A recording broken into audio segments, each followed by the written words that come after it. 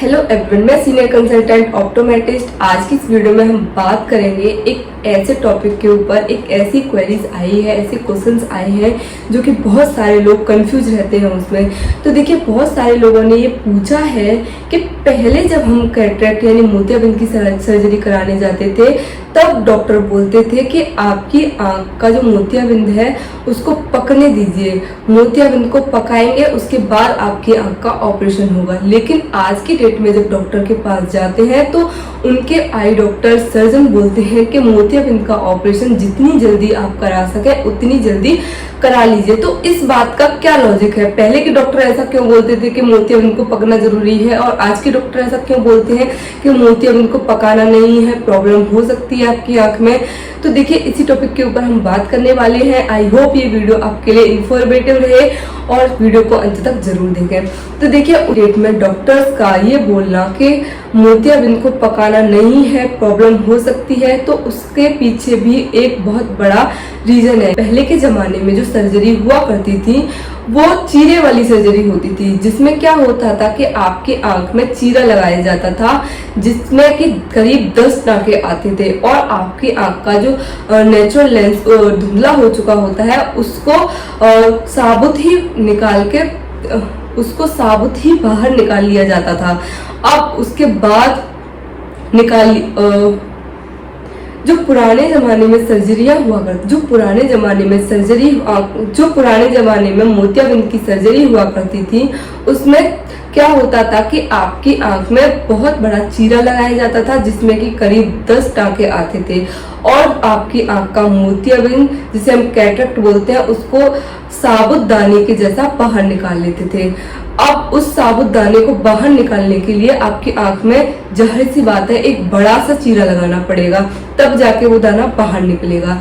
लेकिन आज की डेट में ऐसी टेक्नोलॉजी आ गई है, ऐसे उपकरण आ गए हैं कि आपकी आंख में कोई भी इतने बड़े चीरे लगाने की जरूरत नहीं है, और कुछ मशीनें ऐसी हैं, कुछ टेक्नोलॉजी ऐसी है कि आपकी आंख में बिल्कुल ही चीरा लगाने की जरूरत नहीं पड़ती है। तो देखिए, आज की डेट वाली जो सर्जरियां होती है वो बहुत छोटे mm के कट लगा के आपकी आंख का जो मोतियाबिंद है उसको आंख के अंदर ही तोड़ फोड़ के पानी करके बाहर निकाल लिया जाता है। उसमें कोई भी चीरा कट लगाने की ऐसी नीड नहीं होती है, ना ही आपको आंख पे पट्टी लगाने की जरूरत पड़ती है। और ऐसी टेक्नोलॉजी भी है कि आपकी आंख में लेजर द्वारा आपके मोतियाबिंद को काट लिया जाता है। किसी भी प्रकार का कैसा भी कट नहीं लगाया जाता, आपकी आंख पे कुछ लेजर्स डाल के आपके आंख का जो मोतियाबिंद है उसको लेजर द्वारा ही पानी कर दिया जाता है, काट पीट के निकाल दिया जाता है, और आपकी आंख में आर्टिफिशियल लेंस डाल दिया जाता है। आज के जो डॉक्टर बोलते हैं कि मोतियाबिंद को पकाना नहीं है, नहीं तो आपकी आंख में कॉम्प्लिकेशंस हो सकते हैं, प्रॉब्लम्स हो सकती है, तो उसका रीजन ये है आज की डेट में जो मोतियाबिंद के ऑपरेशन किए जाते हैं वो ज्यादातर लेजर द्वारा किए जाते हैं। और लेजर आपकी आंख में जब डालते हैं तो अगर मोतियाबिंद बहुत ज्यादा सख्त है, बहुत ज्यादा हार्ड है, पका हुआ है, तो उतना ही लेजर आपकी आंख में डालना पड़ेगा, फोर्स लगाना पड़ेगा, जिसके कारण आपकी आंख में बाद में ड्राइनेस होने के चांसेस रहते हैं, आपकी आंख से पानी आने के चांसेस ज्यादा रहते हैं, और आपके आंख में सर्जरी के बाद थोड़ी बहुत रिएक्शन आपको देखने को मिल सकती है, आपको थोड़ी बहुत दिक्कत उठानी पड़ सकती है।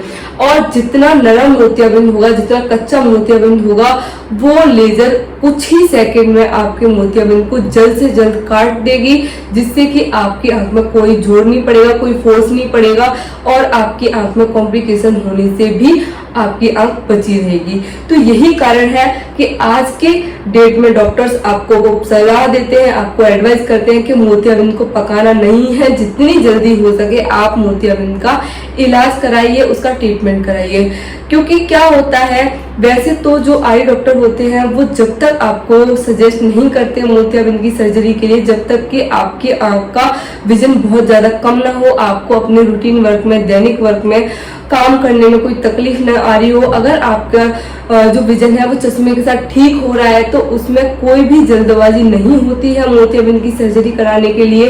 लेकिन अगर आपको सर्जरी कराना ही है तो जितनी जल्दी हो सके उतनी जल्दी आप मोतियाबिंद की सर्जरी करा सकते हैं। होप ये वीडियो आपके लिए इंफॉर्मेटिव रही होगी। इस वीडियो से आपका जो कंफ्यूजन था वो दूर हुआ होगा। तो ऐसी ही इंफॉर्मेटिव वीडियोस के लिए please like, share and subscribe.